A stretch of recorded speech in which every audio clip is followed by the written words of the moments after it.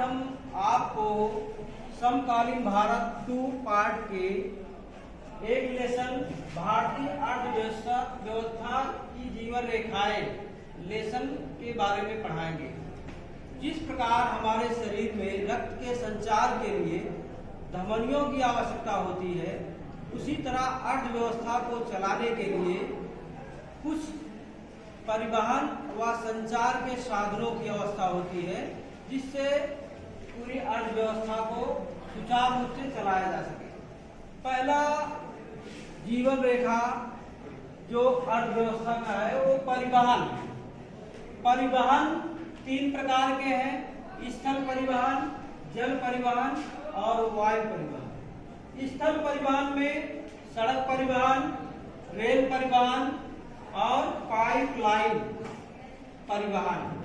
और जल परिवहन के अंतर्गत आंतरिक परिवहन जो देश की सीमा के अंदर ही होता है, और दूसरा समुद्री परिवहन जो अंतर्राष्ट्रीय परिवहन भी कहा जा सकता है, और तीसरा वायु परिवहन है।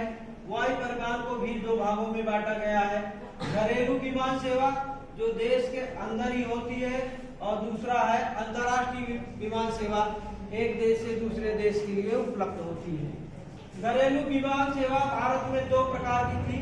एक सार्वजनिक प्राधिकरण था, जिसे सरकारी क्षेत्र की विमान सेवा भी कहा जाता था।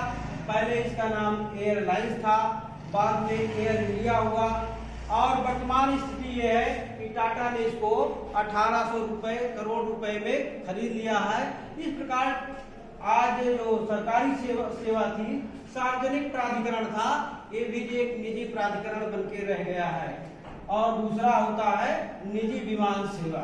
निजी विमान सेवा का अर्थ है कि हम जो प्राइवेट सुविधाएं उपलब्ध कराते हैं, इसके अंतर्गत हम एक हेलीकॉप्टर सेवा भारत में है, जिसको पवन हंस के नाम से जाना जाता है। इसके अलावा अब हम सबसे पहले आएंगे स्थल परिवहन पर।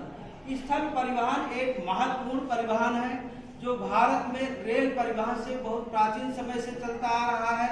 भारत में सड़कों का जाल लगभग 54 लाख किलोमीटर है। कितना? 54 लाख किलोमीटर है।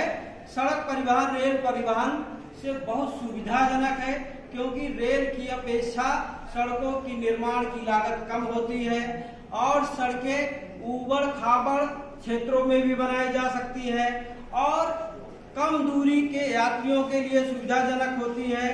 वस्तुओं को कम समय में कम व्यक्तियों को लाने ले जाने में सुविधाजनक होती है। इस प्रकार सड़कें रेल परिवहन की अपेक्षा महत्वपूर्ण होती है।